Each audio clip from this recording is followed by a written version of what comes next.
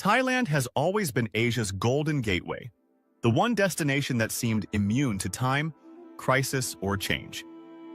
But in 2025, the cracks are finally showing, and they run deeper than anyone expected. For decades, Thailand's tourism economy felt unstoppable. It was the country that turned hospitality into an art form and adventure into an export. But beneath the glow of temples and the neon of nightlife, a silent dependency was forming, one that would eventually become its greatest weakness. What began as a global success story is now turning into a regional cautionary tale. And what's happening here in Thailand could soon reshape travel across all of Asia. It started with empty planes, then with quiet beaches, and finally, with hotel lights that no longer needed to stay on. For the first time in a generation, Thailand's biggest cities and smallest islands are feeling the weight of a global tourism slowdown that refuses to reverse. The numbers tell one story, arrivals dropping, revenues shrinking, but the streets tell another. There's a sense of fatigue, like a country holding its breath between what it was and what it must become. To understand how Thailand reached this point, you have to go back to what made it powerful in the first place. Tourism wasn't just an industry here, it was an identity. It built highways, airports, and entire coastal towns out of sand and imagination. It gave Thailand influence far beyond its borders, soft power earned through smiles, culture, and open arms. But that success came at a price. Over time, tourism stopped being a boost and started becoming a dependence. When the world slowed down, Thailand didn't just lose visitors, it lost the rhythm that kept its heart beating. The early warning signs were ignored. Rising prices, saturated cities, unbalanced policies, each small shift chipped away at the foundation. Then came the global uncertainty that made people cautious, followed by the travel fatigue that changed what tourists look for. The same travelers who once saw Thailand as their first escape began searching for somewhere quieter, cheaper, or newer. Places like Vietnam, Indonesia, and Cambodia began offering similar warmth with fresher allure. The balance of power in Southeast Asian tourism started to move. But Thailand's deeper challenge isn't competition, it's complacency. When a country builds its success on being everyone's favorite, it risks being no one's priority. Bangkok, Phuket, and Pattaya still shine, but their gloss now hides the anxiety of an industry waiting for a miracle. Hotel owners talk about soft seasons that never end. Taxi drivers wait hours for a single fare. Beach vendors stare out at waves that once carried opportunity. Even the luxury sector isn't immune. High-end resorts are cutting prices just to maintain occupancy, eroding the exclusivity they once sold with pride. Thailand's strength used to be its balance, affordability with elegance, accessibility with mystery. But in the race to grow, that balance tipped too far. The country began chasing volume instead of value. And once you sell paradise at a discount, it's hard to raise the price again. The Western traveler notices it first. The same street that once felt exotic now feels commercial. The same welcome that once felt warm now feels practiced. None of this happened overnight. It's the slow decay that comes when success becomes routine and reinvention feels unnecessary. For years, Thailand was the teacher of tourism, the model every developing nation copied. Now, it risks becoming the warning label. Even with government campaigns and travel incentives, the energy that once defined Thailand's hospitality feels thinner. You can still find beauty here, in the islands, the food, the smiles, but the country's confidence has changed. In 2025, the question isn't, when will tourists return? It's, will they return for the same reasons at all? Because travelers today aren't just seeking beaches and bargains. They're searching for meaning, safety, and authenticity. And Thailand's biggest competitors aren't just other destinations, they're new expectations. This shift isn't just economic, it's cultural.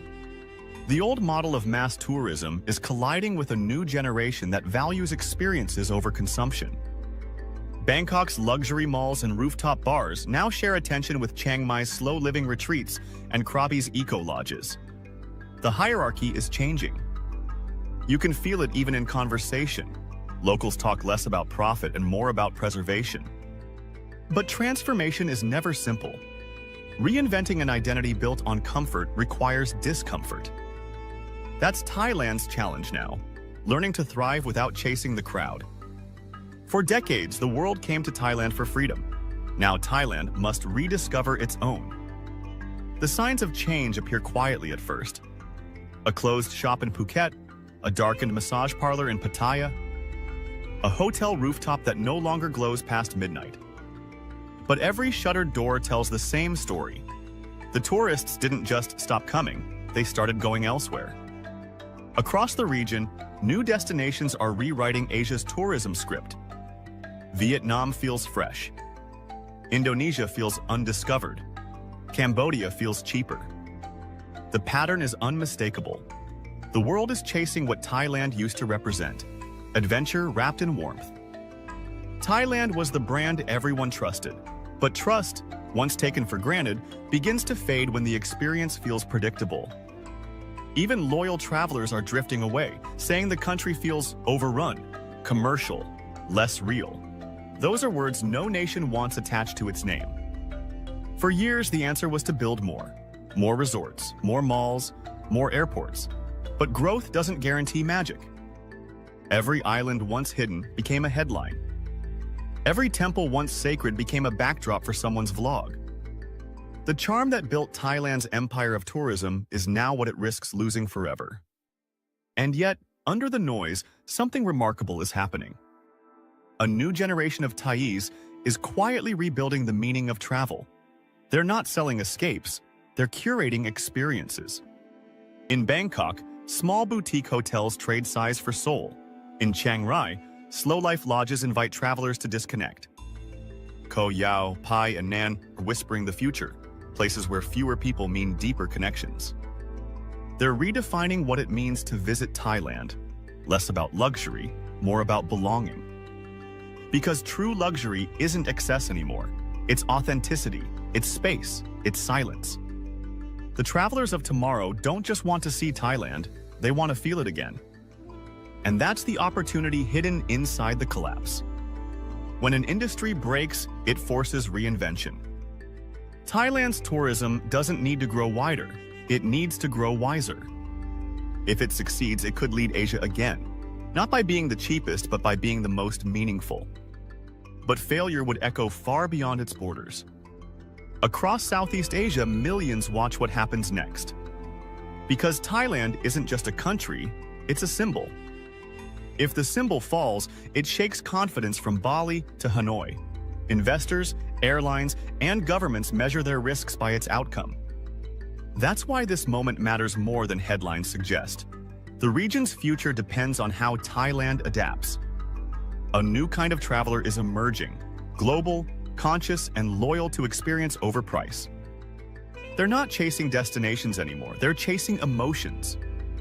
Thailand must learn to give them that again, not through spectacle, but through sincerity. Because what made this country special wasn't just beauty, it was balance. The balance between chaos and calm, between luxury and life, between welcome and wonder. When you walked its streets, you didn't just visit, you felt seen. That feeling built an empire of return visitors that money alone can't buy. To bring them back, Thailand must rediscover that human heartbeat. It has to stop selling escape and start selling understanding. The same energy that made it Asia's playground can make it Asia's teacher, if it dares to evolve. Change isn't failure, it's evolution under pressure. Just as coral reefs regrow after storms, so too can tourism rebuild from silence. The fall of 2025 may one day be remembered not as a collapse, but as a cleansing. The world doesn't need another postcard, it needs perspective. And Thailand, for all its bruises, still holds the perspective Asia can learn from. It's the reminder that beauty must be earned, not consumed, that culture must be lived, not sold. The beaches will fill again, the plains will return, but the question is, what version of Thailand will they find when they do? Because if the country listens, adapts, and simplifies, it can lead again, not through numbers, but through nuance. It can become the example of sustainable recovery that turns a fall into a foundation. For travelers, that means a deeper reward. The Thailand of the future won't just entertain you, it will change you. It will be less about selfies and more about silence, less about the rush and more about the realization that paradise isn't lost. It's just learning how to breathe again. That's the final truth hidden inside the collapse. Sometimes a country has to break its image to rediscover its soul. And when Thailand finds that balance once more, the rest of Asia will follow. Because this has never been just about tourism. It's about identity, resilience, and what happens when beauty stops trying to impress and starts trying to heal. The collapse was never the end. It was the invitation to begin again, on purpose this time.